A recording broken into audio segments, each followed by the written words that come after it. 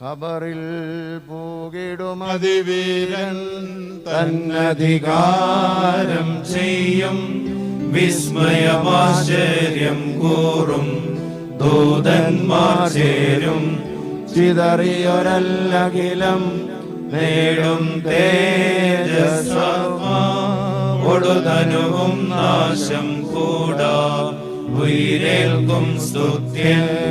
മാർത്താമറിയാം തൻ സോദരനാകും ലോവോ സാക്ഷിഞ്ഞെന്നാലും ജീവൻ കൽപ്പിച്ചാൻ നീചൻ.